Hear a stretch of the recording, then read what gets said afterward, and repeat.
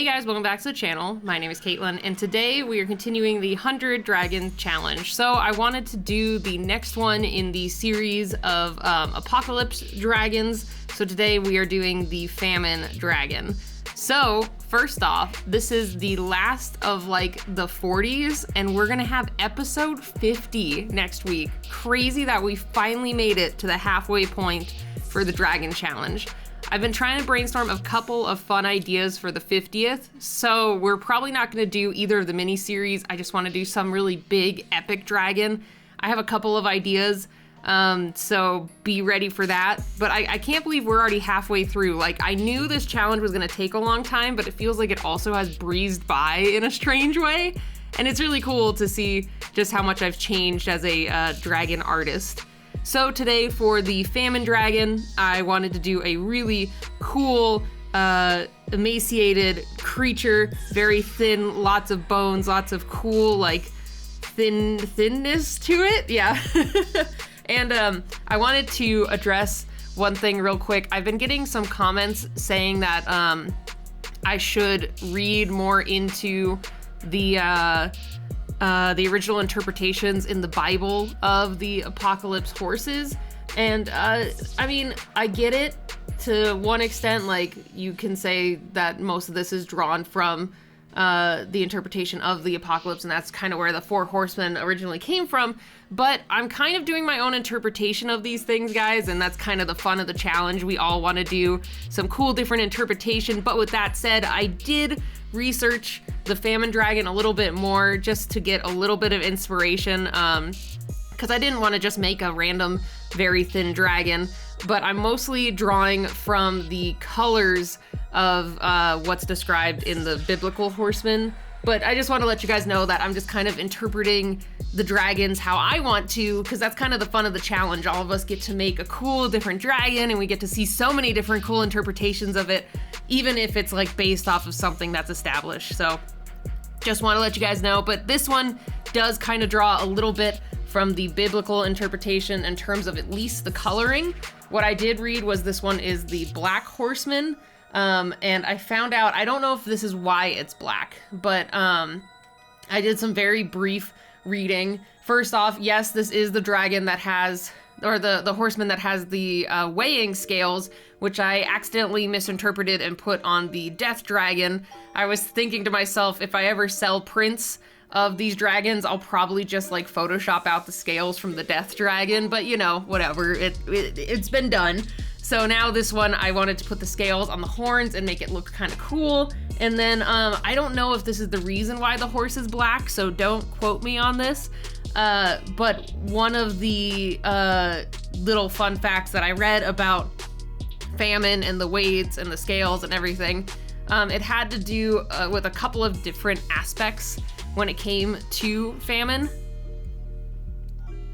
So just to make it easy, I'm gonna read straight from Wikipedia, but here it says, John hears the voice, unidentified but coming from among the 4 living creatures. That speaks of the prices of wheat and barley, also saying, and see thou hurt not the oil and the wine. So for me, my interpretation of why the horse is black maybe has to deal with the oil symbolization in there, maybe. At least that's me. It's probably not correct, but when they, I know oil also isn't like always black, but that's how I tied it in with my interpretation. It's probably wrong, but oh well, who cares?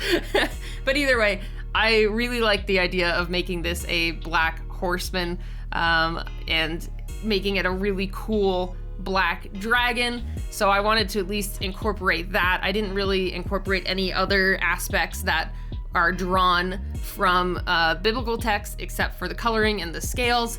And then I just really wanted to make this thing look thin and like crazy, like I guess unhealthy. I know words. And I wanted to give it some really cool and gnarly horns and just a really cool patterning and coloring to it. And then the horseman I kind of struggled with. I had a couple of ideas for how I wanted to handle the actual like rider.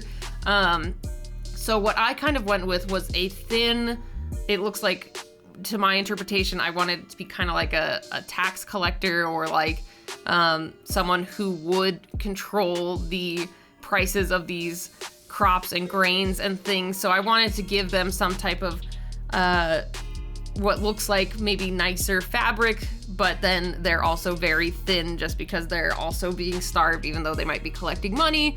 I don't know. It was a little bit hard for me to figure out the actual rider for this one. It was kind of difficult because it's just kind of a weird one. Because I mean, I could make a very thin and not well-fed rider, so that kind of makes sense. But I wanted it to look kind of human for this one. And, you know, this is what we got. So I'm a little conflicted on it. I kind of wish I thought of a different rider design because it looks a little odd once I get the coloring going. I'm like, I feel it doesn't really match the dragon. So that's probably my one big critique for this one.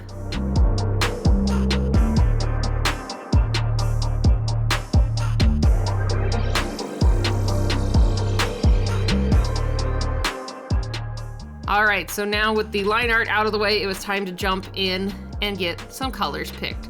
So basically, like I said, what I was thinking for colors was we were gonna go through and do some different blacks. So I didn't wanna make this guy just a solid, stark black because then you just lose any type of shading and definition or any type of differentiation in tone. So I wanted to do kind of a light gray, a middle gray, and a dark gray. And then I also do have black, like more like a very dark tone black. Basically it's the T10 is like a very dark gray, so I don't go with straight black, but that one is pretty dang close to black. And then for some of the extra colors, I went with some of the warm grays that I have to add a little bit of differentiation in the coloring, maybe within the wings. And then for the rider, I had a little bit of trouble figuring out the colors. Again, like I knew I wanted there to be like a pale skin tone to them. And then the cloth, I was like, you know, I think reds and purples would be pretty nice for this one.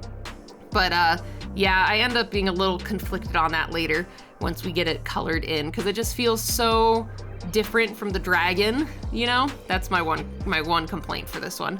But I do really like how this dragon turned out. I added some extra detailing with some hatching from a pen to give it a little bit of extra shading and grittiness to it. And I had a lot of fun with the horns too. I just did 2 sets of horns, one more like, oh no, isn't it ibex? Do ibex have horns like that? Basically those straight horns, and then 2 more curved ram horns for the scales. And I really like the duo of horns. It just looks super cool, and I like the play on using it for the scales. I really like it. I just really like it. It's cool, and I really like this dragon. So now it's time to just go through, get all this gray laid down. Let's add some more detail and coloring, and I was trying to make sure to start with that light gray, then go in and add the middle gray, and then really push those darks with that darker gray and adding that darker tone to the shading. And then I wanted those teeth to really stand out. I thought gold would be really cool against the dark gray skin, and it would just really pop super well. So I was really excited to get this all colored in and together and just looking awesome.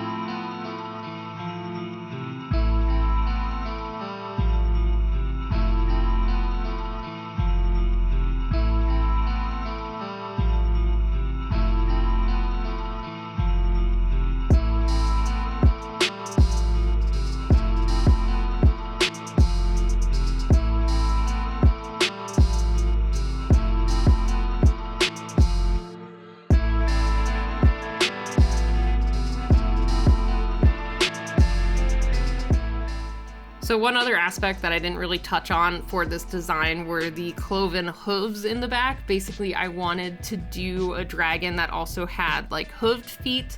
I didn't want to do horse hooves, so to say, but I just felt like this one had kind of a demonic air to it, even though I know this is like Famine, and I'm not saying like Famine is like a demon like dragon, but just the horns and like both the straight horns and the curved horns and this thing being in all these grays and blacks, I just got a really cool demon-y vibe from it. So I thought the more like cloven hooves were kind of cool for this one, and it was just nice to have a different dragon design instead of just having all of them with the clawed reptilian-like feet. I thought it'd be really cool to change it up and add some different type of foot style to this. So now we're getting closer to the end. I added the color to our rider. I end up going back in and adding it a little, wow, I can talk. Basically, I went back in and made everything a little bit darker in terms of the skin shading, and then I didn't like the blonde. I just wanted to kind of change it up from the other riders, and I just thought the blonde hair just looked really off and it didn't really fit. So I ended up going back and making like basically a lot of aspects about the rider a little bit darker.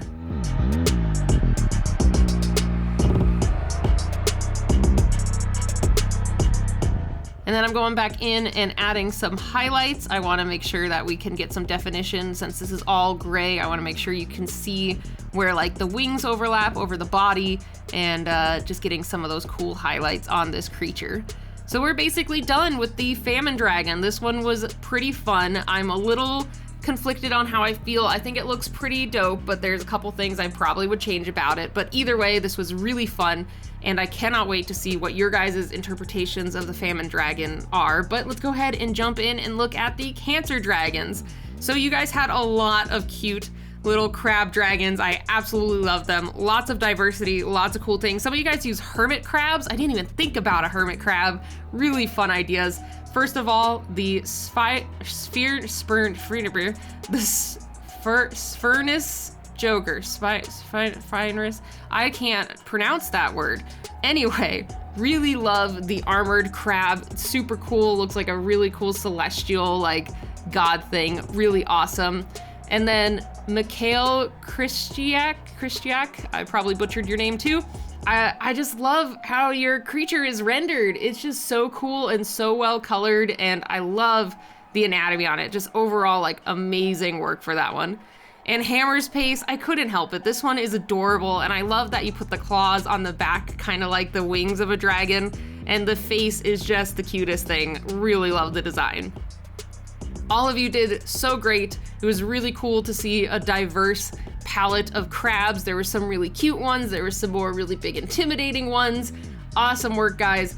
And if you would like to participate in this week's Famine Dragon, make sure to post your Famine Dragon interpretations on Instagram or Twitter with the hashtag KM100Dragons. If you guys have an idea of how I could have done the dragon differently, I would love to see you guys draw it and interpret it on Instagram or Twitter. It'd be pretty dang cool. So anyway, thank you guys so much for stopping by and checking out this video. And if you aren't already, you can go ahead and hit that subscribe button. I have new videos every week, and I would love if you joined our little community of passionate monster and dragon arts peoples. We just make some cool stuff here, so I'd really love if you joined our community. And then if you like this, please leave a like down below. And if you have ideas of other dragons I can do in the future, you can leave it down in the comments as well. So thanks again, guys, so much for stopping by, and I will see you all next time. Bye, everybody.